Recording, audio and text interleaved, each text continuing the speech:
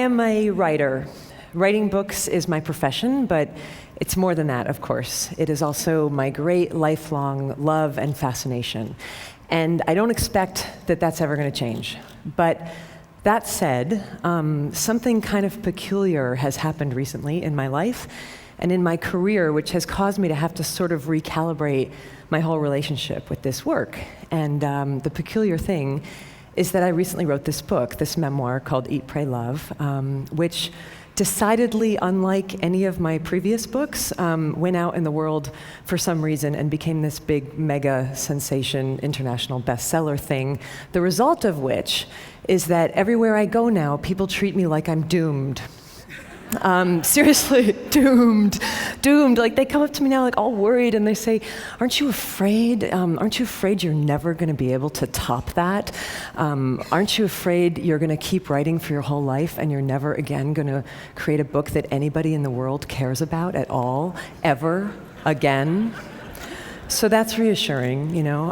But it would be worse, except for that I happen to remember that over 20 years ago, when I first started telling people when I was a teenager that I wanted to be a writer, I was met with this same kind of sort of fear-based reaction, and people would say, aren't you afraid you're never going to have any success? Aren't you afraid the humiliation of rejection will kill you? Aren't you afraid that you're going to work your whole life at this craft and nothing's ever going to come of it and you're going to die on a scrap heap of broken dreams with your mouth filled with bitter ash of failure?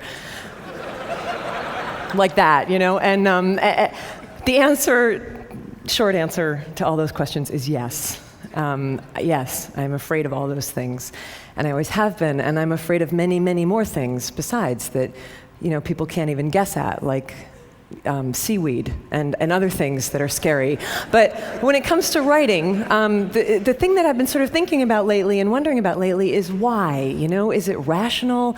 Is it logical that anybody should be expected to be afraid of the work that they feel they were put on this earth to do, you know? And what is it specifically about creative ventures that seems to make us really nervous about each other's mental health in a way that other careers kind of don't do, you know? Like my dad, for example, was a chemical engineer, and I don't recall once in his 40 years of chemical engineering anybody asking him if he was afraid to be a chemical engineer, you know? It just didn't come, like, got chemical engineering block, John, you know, how's it going?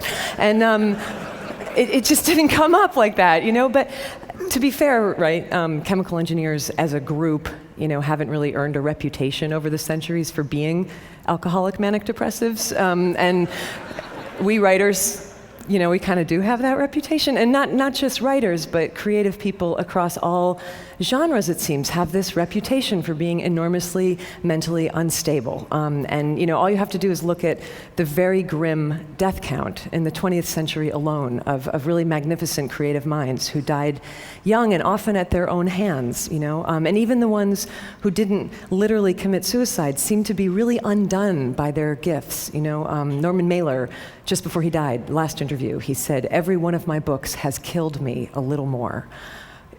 An extraordinary statement to make about your life's work, you know, but we don't even blink when we hear somebody say this because we've heard that kind of stuff for so long, and somehow we've completely internalized and accepted collectively this notion that creativity and suffering are somehow inherently linked, and that artistry, in the end, will always ultimately lead to anguish. And the question that I want to ask everybody here today is, are you guys all cool with that idea? Like, are you comfortable with that? Because you look at it even from an inch away, and, you know, I'm not at all comfortable with that assumption. I think it's odious, and I also think it's dangerous, and I don't want to see it perpetuated into the next century. I think better if we encourage, you know, our great creative minds to live, you know, and I definitely know that in my case, in my situation, it would be very dangerous for me to start sort of leaking down that dark path of assumption, you know, particularly given the circumstance that I'm in right now in my career, which is, you know, like, check it out, I'm pretty young, I'm only about 40 years old, I still have maybe another 4 decades of work left in me, and it's exceedingly likely that anything I write from this point forward is going to be judged by the world as the work that came after the freakish success of my last book, right? I should just put it bluntly, because we're all sort of friends here now, it's exceedingly likely that my greatest success is behind me. So Jesus, what a thought, like that's the kind of thought that could lead a person to start drinking gin at 9 o'clock in the morning. And I don't want to go there. I would prefer to keep doing this work that I love. And so the question becomes how, and so it seems to me upon a lot of reflection that the way that I have to work now in order to continue writing is that I have to create some sort of protective psychological construct, right? I have to sort of find some way to have a safe distance, between me as I am writing and my very natural anxiety about what the reaction to that writing is going to be from now on. And as I've been looking over the last year for like models for how to do that, I've been sort of looking across time, and I've been trying to find like other societies to see if they might have had better and saner ideas than we have about how to help creative people sort of manage the inherent emotional risks of creativity. And that search has led me to ancient Greece and ancient Rome. So stay with me, because it does circle around back. But ancient Greece and ancient Rome, people did not happen to believe that creativity came from human beings back then, okay? People believed that creativity was this divine attendant spirit that came to human beings from some distant and unknowable source for distant and unknowable reasons. The Greeks famously called these divine attendant spirits of creativity daemons. Socrates famously believed that he had a daemon who spoke wisdom to him from afar.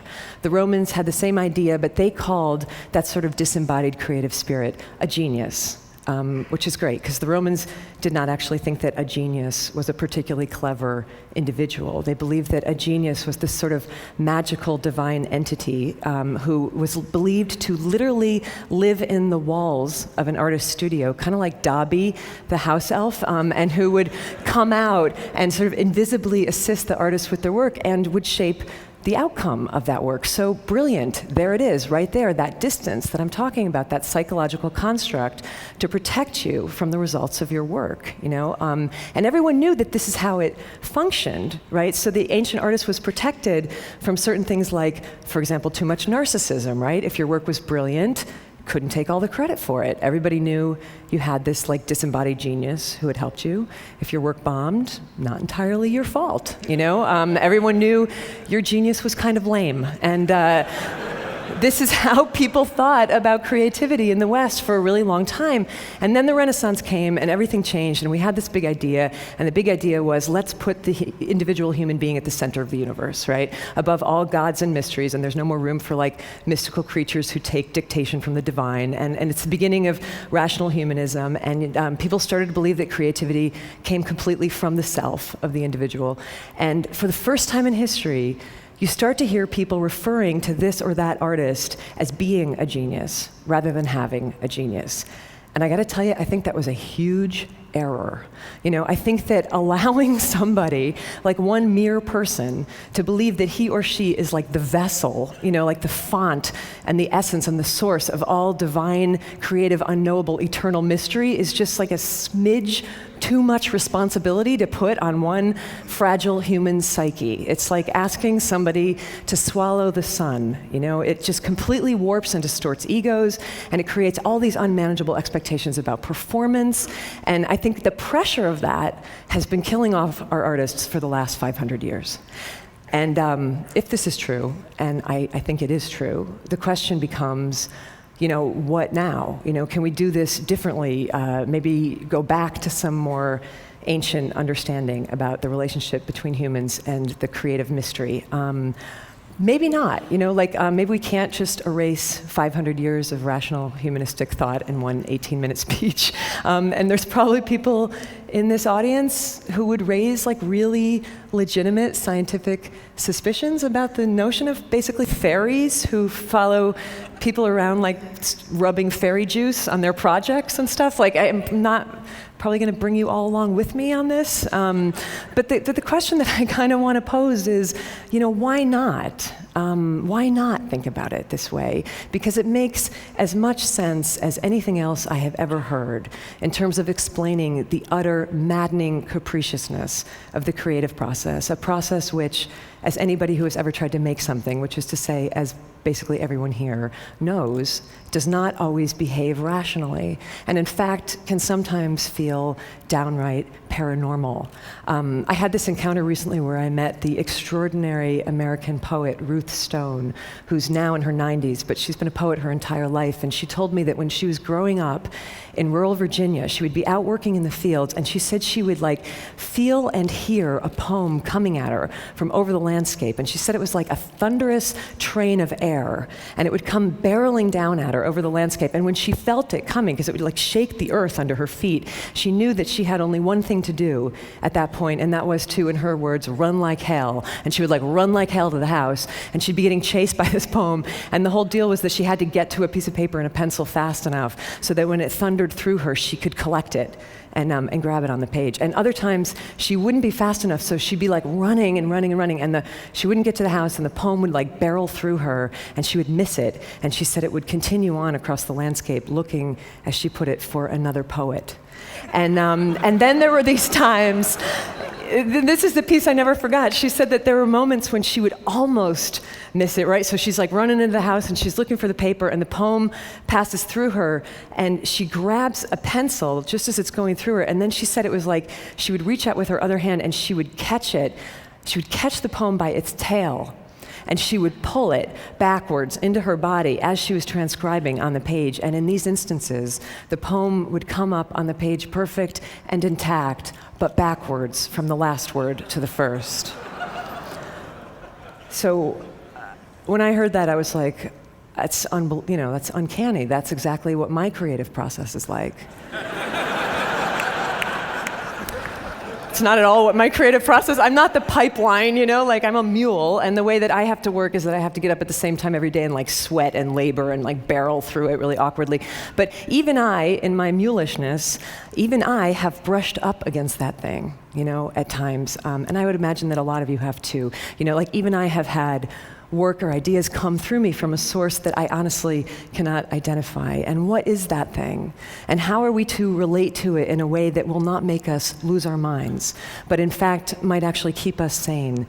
And for me, the best contemporary example that I have of how to do that is the musician Tom Waits, who I got to interview several years ago on a magazine assignment, and we were talking about this. And Tom, for most of his life, he was pretty much the embodiment of the tormented contemporary modern artist. Trying to control and manage and dominate these sort of uncontrollable creative impulses, that were totally internalized.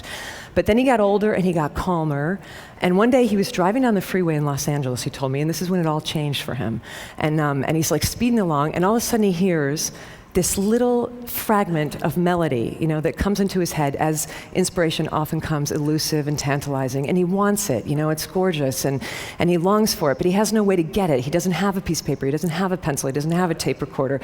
So he starts to feel all that old anxiety start to rise in him, I'm gonna lose this thing, and then I'm gonna be haunted by this song forever, and I'm not good enough, and I can't do it.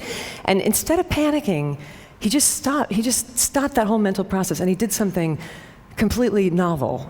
He just looked up at the sky and he said, "Excuse me, can you not see that I'm driving?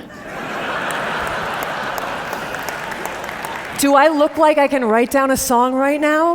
If you really want to exist, come back at a more opportune moment when I can take care of you. Otherwise, go bother somebody else today. Go bother Leonard Cohen, And his whole work process changed after that. Not the work. The work was still oftentimes as dark as ever, but the process and the heavy anxiety around it was released when he took the genius out of him where it was causing nothing but trouble, and released it kind of back where it came from, and realized that this didn't have to be this internalized, tormented thing. It could be this peculiar, wondrous, bizarre collaboration, kind of conversation between Tom and the strange external thing that was not quite Tom.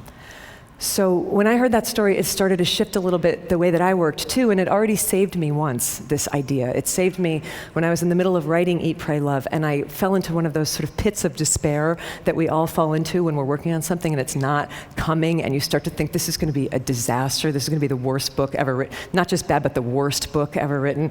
And I started to think I should just dump this project, you know? But then I remembered Tom talking to the open air, and I tried it. So I just lifted my face up from the manuscript and I directed my comments to an empty corner of the room, and I said aloud, listen, you thing, you and I both know that if this book isn't brilliant, that is not entirely my fault, right? Because you can see that I am putting everything I have into this. You know, I don't have any more than this. So if you want it to be better, then you got to show up and do your part of the deal, okay? But if you don't do that, you know what, the hell with it. I'm going to keep writing anyway because that's my job. And I would please like the record to reflect today that I showed up for my part of the job. Because, thank you. In the end, it's like this, okay? Centuries ago, in the deserts of North Africa, people used to gather for these moonlight dances of sacred dance and music that would go on for hours and hours until dawn. And they were always magnificent because the dancers were professionals and they were terrific, right? But every once in a while, very rarely, something would happen and one of these performers would actually become transcendent. And I know you know what I'm talking about because I know you've all seen at some point in your life a performance like this, you know? And it was like time would stop and the dancer would sort of step through some kind of portal, and he wasn't doing anything different than he had ever done, you know, 1,000 nights before, but everything would align, and all of a sudden he would no longer appear to be merely human. You know, he would be like lit from within and lit from below, and all like lit up on fire with divinity. And when this happened back then, people knew it for what it was, you know, they called it by its name. They would put their hands together and they would start to chant, Allah, Allah, Allah, God, God, God, that's God, you know? Curious historical footnote, when the Moors invaded southern Spain, they took this custom with them, and the pronunciation changed over the centuries from Allah, Allah, Allah to Ole, Ole, Ole, which you still hear in bullfights and in flamenco dances in Spain when a performer has done something impossible and magic. Allah, Ole, Ole, Allah, magnificent, bravo, incomprehensible, there it is, a glimpse of God. Which is great, because we need that. But the tricky bit comes the next morning, right, for the dancer himself, when he wakes up and discovers that it's Tuesday at 11 a.m. and he's no longer a glimpse of God. He's just an aging mortal with really bad knees, and you know, maybe he's never going to ascend to that height again, and maybe nobody will ever chant God's name again as he spins, and what is he then to do with the rest of his life? This is hard. This is one of the most painful reconciliations to make in a creative life, you know? But maybe it doesn't have to be quite so full of anguish if you never happened to believe in the first place that the most extraordinary aspects of your being came from you. But maybe if you just believed that they were on loan to you, you know, from some unimaginable source for some exquisite portion of your life to be passed along when you're finished with somebody else. And you know, if we think about it this way, it starts to change everything. You know, this is how I've started to think, and this is certainly how I was thinking about it in the last few months, you know, as I've been working on the book that will soon be published as the dangerously, frighteningly over-anticipated follow-up to my freakish success. And what I have to sort of keep telling myself when I get really psyched out about that is don't be afraid, don't be daunted, just do your job. Continue to show up for your piece of it, whatever that might be. If your job is to dance, do your dance. If the divine, cockeyed genius assigned to your case decides to let some sort of wonderment be glimpsed for just one moment through your efforts, then ole. And if not, do your dance anyhow.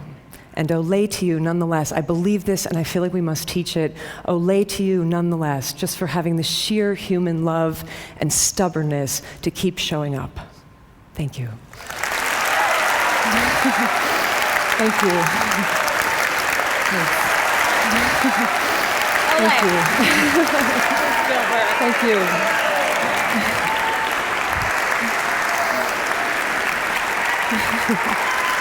Thank you.